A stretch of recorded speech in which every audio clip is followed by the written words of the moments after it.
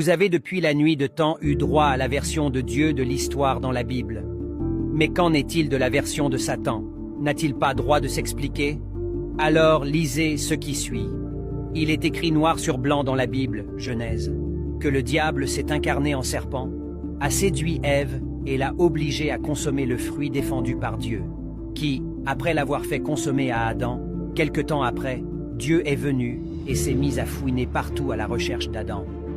Dieu, s'étant aperçu que ces deux créatures lui ont désobéi, s'est mis en colère et a proféré des punitions et des malédictions au serpent, à Adam et à Ève. Triste histoire.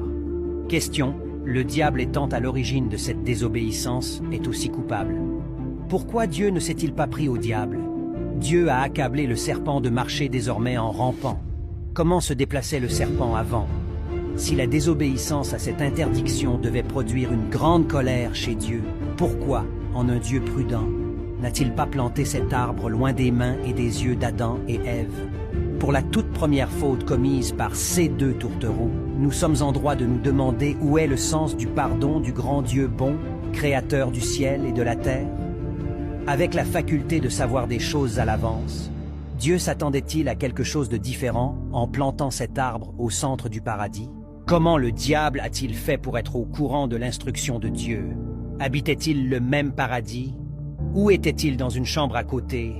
Pourquoi Dieu a-t-il laissé l'accès facile au paradis à un diable destructeur et méchant? Pourquoi Dieu n'a-t-il pas profité de cette désobéissance pour en finir une fois pour toutes avec le diable et instaurer une tranquillité dans son monde? N'avez-vous pas l'impression que le diable est dorloté par Dieu? Avez-vous vraiment vu à un moment donné Dieu donner le plus grand soin aux êtres nouvellement créés? Où était Dieu à l'instant où le diable séduisait Ève à désobéir, lui qui est omniprésent? Peut-on accuser Dieu d'abandon?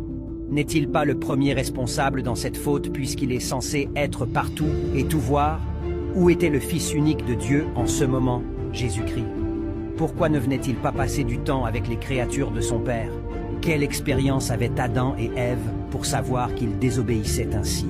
La punition infligée à Adam et Ève est-elle vraiment proportionnelle à la faute commise?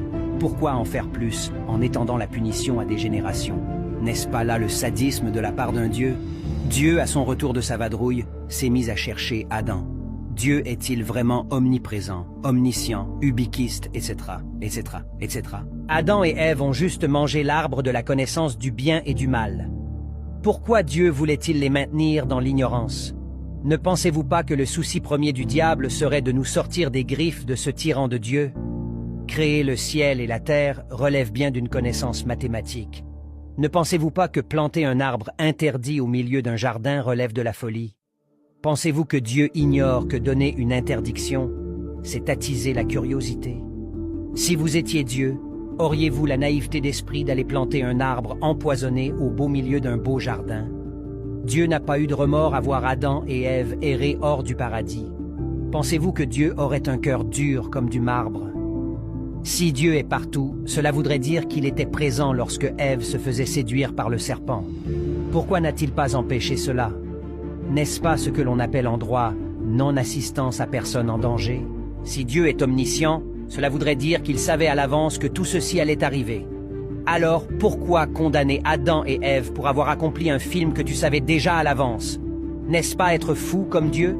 Si, comme le dit la Bible, tout ce qui arrive est la volonté de Dieu. Dans ce cas, doit-on dire que c'était donc la volonté de Dieu d'exposer Adam et Ève pour après punir la terre entière pour un scénario monté par lui-même? En conclusion, si vous croyez en un tel Dieu dément, sadique et schizophrène, sans vous poser ces genres de questions, alors un petit tour chez un psy ne vous fera pas de mal.